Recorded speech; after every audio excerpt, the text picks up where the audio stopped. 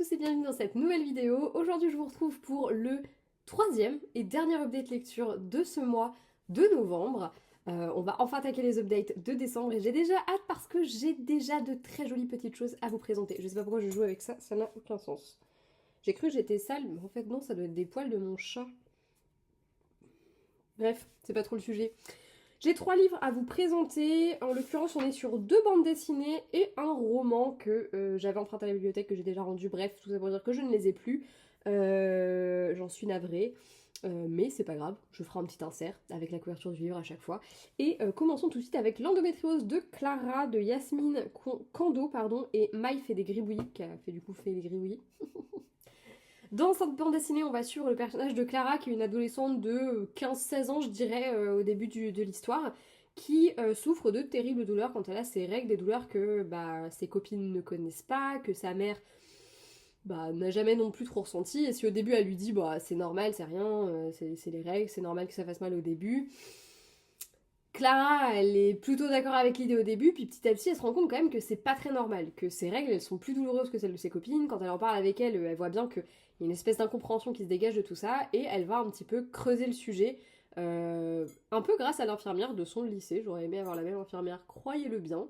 Du coup, voilà, on va un petit peu creuser le sujet. C'est une BD qui a été créée en collaboration avec l'association Endo France, donc ceux qui connaissent le sujet sur le bout des doigts, qui réunissent des praticiens, qui font des réunions un peu partout en France. N'hésitez pas, si vous souffrez d'endométriose, à vous rapprocher d'Endo France. Il y a vraiment, il y en a partout, des antennes, on va dire, de cette... j'ai pas du tout suite à cette phrase, voilà, de cette association, et je trouve que c'est hyper important de le préciser, voilà. Cette BD, elle est hyper intéressante parce qu'elle va à la fois raconter une histoire, celle de cette jeune fille qui, non, n'est pas trop jeune pour souffrir d'endométriose, hein, c'est sur les personnes menstruées, donc forcément à partir du moment où tu as tes règles, potentiellement tu peux commencer à avoir tes premières douleurs d'endométriose. Et moi je sais que personnellement, dès le lycée, c'était très très insupportable, mais on m'a absolument jamais parlé d'endométriose, on ne m'a absolument jamais dit que potentiellement j'avais un problème de ce côté-là. Voilà, mais ça peut commencer très très jeune et il faut arrêter de normaliser le fait que ce soit douloureux les règles. Oui, après moi je vais pas non plus dire t'as pas mal quand t'as tes règles, c'est pas vrai, ça reste quand même physiquement assez intense des règles parce que au-delà du fait que tu perds du sang et que du coup potentiellement tu peux être anémié ou même juste très faiblarde et très fatigué parce que c'est vraiment physiquement très éprouvant, oui tu peux avoir mal forcément, concrètement ça se contracte chez toi, enfin c'est normal que ça fasse un peu mal. Là où ça devient problématique, c'est si tu tombes dans les pommes pendant tes règles, si tu as des douleurs qui sont suffisamment handicapantes et invalidantes pour que tu ne puisses pas sortir de chez toi, que tu ne puisses pas sortir de ton lit, tout simplement. Là oui, ça peut commencer à être vraiment problématique. Des petites douleurs pendant les règles, c'est normal. Et c'est normal de pas être bien quand t'as des règles. Voilà, c'est cohérent. Mais il y a aussi des femmes qui les vivent très très bien, leurs règles. Pour elles, c'est une journée lambda. Je pense pas que les pubs pour les serviettes et les tampons soient totalement dans le vrai non plus. Il y a des choses que, même des fois où j'avais des règles à peu près cool, c'est arrivé très rarement, mais voilà, ça m'est arrivé quand même. Je me serais pas vue sauter à la perche ou je ne sais quelle connerie qu'on nous montre au cinéma, quoi. Enfin, au cinéma, dans les pubs, c'est déjà bien assez. Voilà, mais j'ai vraiment apprécié cette BD parce qu'au-delà de raconter cette histoire de Clara, elle raconte l'histoire de plein d'autres femmes. Il y a notamment un moment dans la BD où Clara est à une réunion chez Endo France. Et du coup, plein de femmes vont raconter leur parcours avec l'endométriose ou des petites anecdotes autour, tout ça. Et je me suis retrouvée dans... Il y avait toujours un mot de l'une ou de l'autre qui me faisait penser à ma propre situation et rendait particulièrement émouvant ce que j'étais en train de lire. La situation de Clara, moi je l'ai vécue à plus... Enfin, il y a certains passages en tout cas que j'ai vécu. Je me revois avec mon médecin de famille qui me faisait comprendre que c'est normal d'avoir mal quand t'avais tes règles et que voilà, il n'y avait rien de dramatique et qui aujourd'hui encore, je sais même pas si je lui en ai reparlé de ça. Je crois que c'est un sujet que je n'aborde pas avec elle parce que je pense que j'étais tellement déçue qu'elle ne reconnaisse pas qu'il y avait un truc qui allait pas et que c'était pas normal que je souffre comme ça.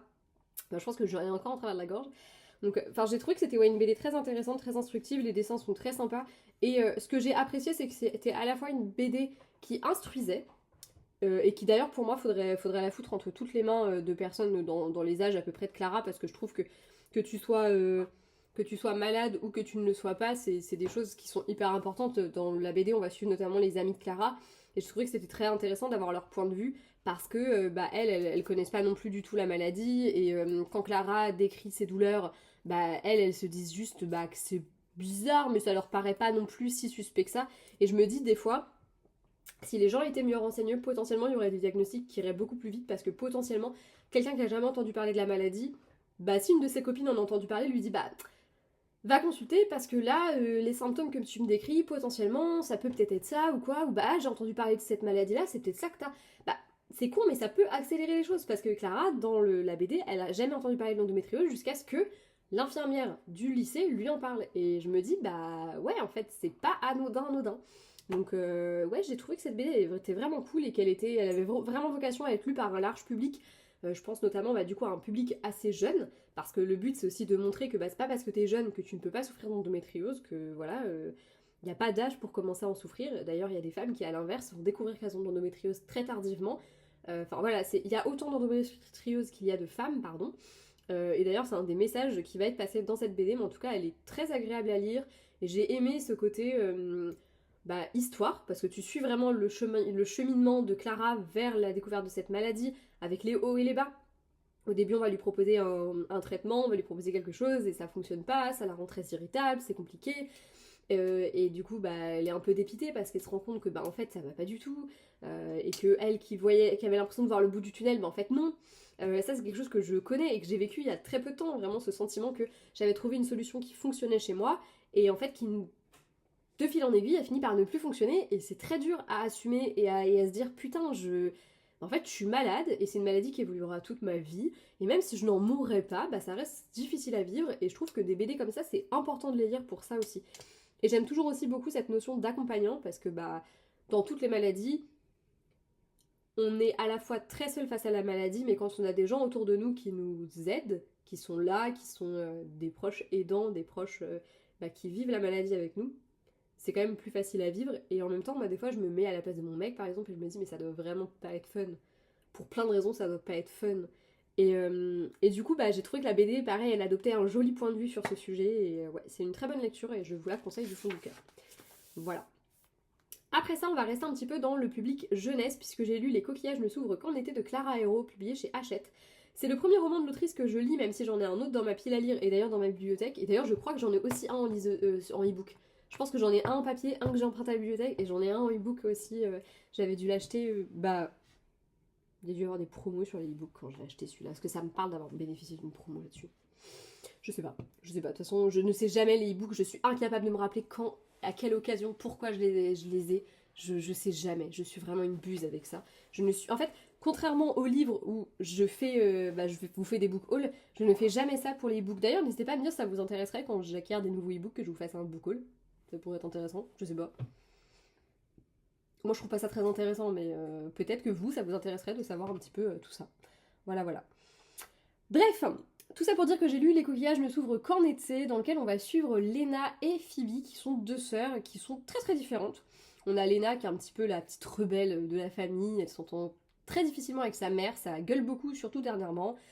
Surtout qu'elle a eu une dernière année de lycée assez pénible, a priori elle a eu son bac un peu sur le fil, elle séchait pas mal les cours, ses résultats étaient pas tip top, elle a été surprise à fumer de la bœuf, enfin je vous laisse imaginer un petit peu le portrait très peu flatteur de la pauvre gamine, qui en fait est une ado un peu en crise et qui a potentiellement vécu une année qui était assez pénible de son côté et à se poser un peu des questions peut-être notamment sur sa sexualité, voilà, entre autres, hein. Juste comme ça, donc jamais facile. Et on a de l'autre côté Phoebe qui elle termine sa première année en études supérieures et qui est complètement au bout du rouleau. Cette année l'a complètement vidée de toute l'énergie qu'elle avait encore. Comme tous les ans, elles se retrouvent dans la maison de leur grand-mère pour les vacances avec leurs parents, etc. Et voilà, donc on a d'un côté Phoebe qui a du mal à relever la tête de l'eau, déjà, tout simplement, hein, appelons un chat un chat, et qui surtout va se retrouver face à son ex-petite amie qu'elle a quitté l'année dernière avant de partir à l'université. On va découvrir un petit peu leur histoire à tous les deux au travers de quelques souvenirs de Phoebe. Et on a de l'autre côté Léna qui, elle, a de plus en plus de mal à s'entendre avec ses parents, qui est un peu en guerre contre Phoebe aussi parce qu'elle a le sentiment que sa sœur l'a abandonnée, et qui de son côté va beaucoup se rapprocher d'une certaine Inaya, voilà, à qui notamment elle va donner des cours de surf. Enfin bref, voilà. C'est une histoire qui va parler de santé mentale, qui va parler de burn-out, même chez les jeunes, qui va parler de ses liens familiaux, amicaux, amoureux, et qui va le faire superbement. C'est un roman que j'ai trouvé énormément touchant pour ça. Un peu à l'image de Happy Place dont je vous ai parlé dans le dernier update lecture, j'ai trouvé qu'il y avait vraiment une vraie beauté dans la manière dont les liens entre les gens étaient créés, entre les personnages étaient créés. Phoebe est une héroïne qui m'a énormément touchée. Sa détresse est tellement... En fait, sa détresse est tellement visible et elle parvient tellement bien, entre guillemets, à faire semblant que tout va bien, qu'on a l'impression d'être les seuls à voir qu'elle est si mal que ça. Et on se dit, bah c'est normal, on a son point de vue. Et en même temps, on se dit, mais je comprends pas qu'il le voit pas autour d'elle, etc. Et en même temps, elle nous le dit qu'elle fait bien semblant. Et on la voit qui petit à petit se noie parce que c'est vraiment ce sentiment-là de noyade, moi, que j'ai ressenti en lisant ce bouquin et qui est franchement très très très très très touchant et un peu dur à lire parfois. Vraiment, moi, elle m'a vraiment fait de la peine, cette gamine. Et il y avait des fois, j'avais envie de rentrer dans le livre et de la serrer dans mes bras et de la sortir de tout ça et de la forcer à dire ce qu'elle avait sur le cœur pour l'exprimer à ses proches, quoi, tout simplement. Donc c'était très touchant. Et encore une fois, un peu dur à lire. Léna de son côté, elle m'a un peu agacée parce que c'est l'ado un peu typique, un peu casse-bonbon qui ne pense, enfin qui est très égoïste en fait en soi sur plein de points. Et en même temps, des fois sa mère, j'ai eu vachement de mal avec elle parce que je trouvais qu'elle était tout le temps dans le jugement vers sa fille. Et en même temps, des fois tu comprends aussi ce qu'elle, enfin c'était vraiment hyper ambivalent autour du personnage de Léna. Il y a des moments où t'as envie de lui faire, mais meuf, putain, arrête de penser qu'à toi enfin je sais pas, ouvre les yeux sur ce qui se passe autour de toi et tu verras que finalement ça va. C'est ok, de ton côté, c'est ok. Et en même temps, elle m'a beaucoup touchée aussi par, en fait, sous ces airs de grosse dure à cuire, là, cette espèce de faiblesse qu'elle avait, c'était hyper touchant, ce côté encore très enfantin, en fait, finalement, de ce gamine qui pourtant s'imagine suffisamment grande pour aller faire ceci, faire cela, enfin voilà, elle aimerait qu'on la traite comme une adulte, et en fait, elle a des réactions très enfantines, et c'est hyper intéressant parce que c'est propre même de l'adolescence, je pense, de vouloir être traité comme des adultes et en réalité d'être encore des gosses, faut être honnête. À un moment donné, quand t'as 17 ans, tu es encore un enfant, des autres te le dire, mais voilà. Euh, et c'est ok, hein, c'est pas grave, c'est cool, et chaque chose va en son temps, profite de tes 17 ans, si tu es là et que tu as cet âge-là, ou peu importe lequel d'ailleurs, profite, ça passe trop vite. Voilà. Mais tout ça pour dire que ouais, c'était hyper touchant parce que les personnages sont très très bien construits et les liens entre eux sont top, que ce soit les liens amoureux. Je pense notamment à Phoebe et son ex-petit copain, à le lien qui va se tisser avec Inaya. C'était vraiment très cool et vraiment bien écrit en fait, tout simplement. Et je pense également au lien autre, le lien entre les deux sœurs, qui pour moi est le cœur même du sujet de ce roman, au-delà de la santé mentale évidemment. Franchement, c'était aussi hyper touchant. Les premiers amours, les premiers émois amoureux sont très touchants, mais le lien entre frères et sœurs que l'on a depuis la naissance et qu'on va porter avec nous tout le temps et qui va évoluer au fur et à mesure de nos vies. J'ai aimé le fait que, après les événements qui se passent sur la fin du roman, Léna, ce soit celle qui soit peut-être le plus brute de décoffrage avec Phoebe, qui va pas prendre des pincettes pour lui parler, peu importe ce qui se passe, peu importe ce qui se dit.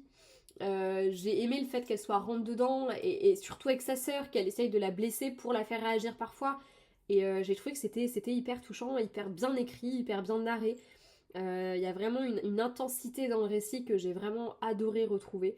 Et je vous conseille vivement de découvrir ce roman. Moi personnellement maintenant j'ai encore plus hâte de lire Nos plus belles années, je crois. Je crois que c'est ça le titre, j'ai un doute sur... Si, c'est ça, c'est Nos plus belles années. De la même autrice, parce que franchement, j'ai hâte de retrouver sa plume. Et en plus, j'avais commencé à le lire, mais comme j'étais en panne de lecture, j'arrivais pas du tout à me mettre dedans. Alors qu'il était très bien écrit et qu'il arrivait à me happer un peu. Et je pense qu'encore une fois, les thématiques de la santé mentale vont être très présentes et très présent, une thématique très présente. Ouais. Du coup, ouais, j'ai assez hâte de découvrir ça et écoutez, je vous en dirai des nouvelles. Je sais pas quand est-ce que je le lirai honnêtement, mais on verra bien. En tout cas, de toute façon, vous serez au rendez-vous, je n'en doute pas. Le dernier livre que j'ai lu, bon j'avoue que là c'était pas très compliqué de le terminer avant la fin du mois parce que franchement on est sur un tout petit bouquin. Il s'agit de Voir l'apéro au bout du tunnel de Matou, publié chez Duno je crois. Non, Delcourt, rien à voir. Duno je crois que c'était... Ouais, c'est l'endométriose de Clara qui était chez Duno. Donc Voir l'apéro au bout du tunnel, c'est tout simplement des petits... je crois qu'on appelle ça des petits sketchs, des petits trucs dessinés par Matou, du coup l'illustratrice et autrice de cette BD. Elle postait ça sur Instagram et elle a fait un recueil avec tout ça, donc c'est tout au long de l'année. Et c'est notamment tout au long de l'année où il y a eu ce fameux confinement. J'ai beaucoup de mal à réaliser que c'était il y a déjà un moment, parce que ça fait du coup 5 ans, je crois. Waouh, j'ai du mal à réaliser, le temps passe très très vite. Année particulière pour tout le monde, et au travers de ces petits dessins qui vont être assemblés et mis bout à bout cette BD, on va découvrir un petit peu le quotidien de Matou, de sa famille, des petites anecdotes, et puis aussi les questions qu'on s'est tous posées lors du confinement, toutes ces questions existentielles sur que va devenir la vie. Et ce que j'ai beaucoup aimé, c'était surtout, bah du coup, le truc commence, je crois que le Covid commence, enfin le livre commence, c'est le début du Covid, et puis hop, on arrive à la phase confinement, et puis il y a l'après-confinement. Il y a toutes ces choses qu'on faisait avant, il y a eu le confinement, et il y a toutes ces choses qu'on ne fait plus maintenant, et même encore aujourd'hui, il y a des choses qu'on ne fait plus, je sais pas vous, mais c'est très rare maintenant qu'on fasse la bise aux gens, voilà. Est-ce que ça nous manque? Je sais pas, je dirais que ça dépend des personnes à qui on doit faire la bise, je pense. Mais voilà, moi c'est pareil, je sais que je suis devenue hyper casanière depuis le confinement, alors qu'avant je sortais quasiment, je vais pas dire tous les jours, mais il y a eu des moments où c'était un peu le cas. Voilà, je suis devenue hyper casanière maintenant, une fois que je suis chez moi, c'est très dur de me faire sortir, je vais quasiment plus dans le centre-ville pour aller boire un verre avec des copains, c'est très rare, ou alors j'y vais en pleine après-midi où je sais qu'il y aura potentiellement pas toute la foule du soir, voilà. Je suis devenue ce genre de grand-mère, je pense que j'ai pas refoutu les pieds dans une boîte de nuit depuis le confinement non plus, alors qu'à une époque j'aimais bien, une fois de temps en temps, terminer la soirée en boîte. Voilà. Maintenant, ça n'arrive plus du tout. Voilà, il faudrait que j'ai bien 12 grammes dans le sang, mais comme je bois quasiment plus non plus, ça aide pas. En tout cas, voilà, tout ça pour dire que ça a vraiment changé beaucoup de choses. Et j'ai aimé un petit peu ce fil conducteur de l'apéro, l'apéro du coup en visio. Je sais pas si vous en aviez fait, mais moi je sais que j'en avais fait des apéros en visio et c'était très cool. On avait passé des moments très sympas avec ma famille et tout. Ça avait... Je trouvais que c'est con, mais en fait c'est quelque chose qui nous avait tous un peu rapprochés les uns des autres, je crois, le confinement.